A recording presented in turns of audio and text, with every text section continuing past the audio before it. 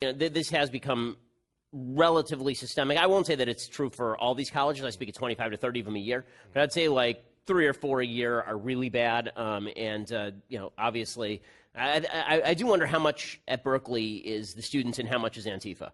Yeah. Because I spoke at Berkeley like 2 years ago and it was no problem, and now Antifa is there making trouble, and it really is disgusting that the administration isn't working with the police to shut down Antifa. I mean, this is a violent group that is obviously violating the rights of people to hear free speech, and that's just you can't have a rioter's veto this way. It's really awful. You know, one thing I actually found kind of interesting about it is that they're in violation of the Klan Act, which was developed to fight the KKK, and now the anti-fascist racists are the ones violating it.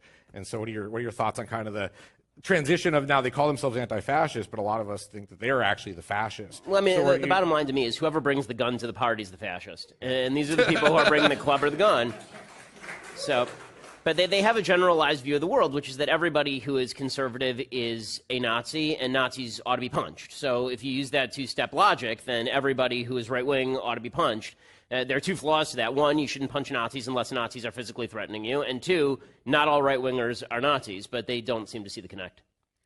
So there's been obviously an escalation in willingness to do violence by these groups on campus and towards conservatives. How do we fight that escalation? I mean, unfortunately, what you're seeing is you're starting to see groups that feel the necessity to show up and defend speakers, and I think that that's totally within their purview. I mean, I spoke on my podcast this week with a couple of people who showed up at another one of these free speech events in Berkeley, and one of these fights broke out, and it turned violent. If people aren't willing to stand up and defend their free speech, and the police are just going to stand by and do nothing, I don't see what choice people have other than to defend themselves. And listen, I would love to see a situation... I would love to see a situation where none of this violence breaks out. I didn't used to have to bring bodyguards to my public events. I didn't used to have to bring security when I would speak on college campuses. Now, whenever I speak on a college campus, I have to bring 2 members of security, and we have to coordinate with the police beforehand. This is something that didn't exist 2 years ago, and I fear that it's only getting worse because there's a group of people who cheer this stuff. There's a group of people who feel like they've really done some sort of yeoman's work. Now, the irony of this, of course, is that there are certain people on the right who are provocateurs who are waiting for this, who really want this. Like, I'm happy to go speak to a crowd of people with no violence, just to have the discussion. I mean, I'm perfectly happy destroying people in debate, right? I don't actually have to do it physically. But what you see very often is that there are people on the right who are itching for this. And if the left understood that, they'd be much better off because they're actually feeding into a lot of what is driving the popularity of certain political figures. Yeah. So do you see this plateauing at a certain point? Where do you think this is going? I mean, I do think that there will be a backlash at a certain point. I think that there's going to be liberals as opposed to people on the left, and I always make that distinction, who say enough is enough. I mean, you saw Bernie Sanders, of all people, come out and defend Ann's right to speak in Berkeley. I don't know in what alternative timeline, were for some reason in the alternative timeline where Biff married Marty's mom, and everything is explained by this simple divergence in time, but in the time-space continuum. But yes, I mean, now I'm standing with Bernie Sanders and Bill Maher because I think that this has gone so far that even folks on the left are beginning to look and say, this is a little bit crazy. We have to stop this. So but you know, it's one thing when these speakers coming up, Milo and Ann, they swoop through Berkeley and they cause these incidents, but then the Berkeley College Republicans and all these conservative groups are kind of left there to go to class the next day and deal with their peers.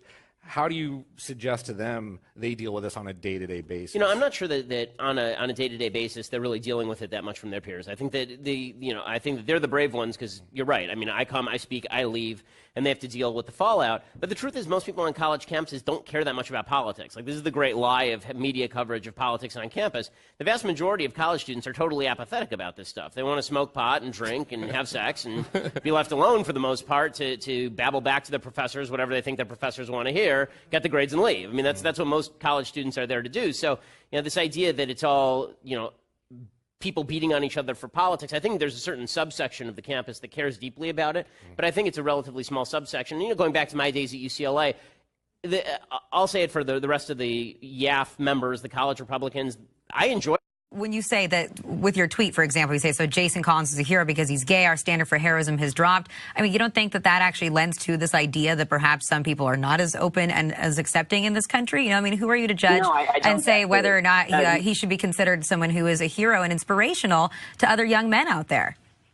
Well, here's actually the problem that I have. I think that you can accept and tolerate people's behavior, and that, demonstrates non-homophobia. I think that it is ridiculous to suggest that just because you're not celebrating, on the cover of Sports Illustrated, somebody coming out of the closet, and you think, it's relatively unimportant in the grand scheme of things because people should be able to live their lives the way that they want. I don't really understand. There were folks who were saying that that was a homophobic tweet. I'm still confused as to how it's homophobic simply to say that you don't think it's a heroic move in today's America to come out of the closet the same way that it was maybe 20 years ago.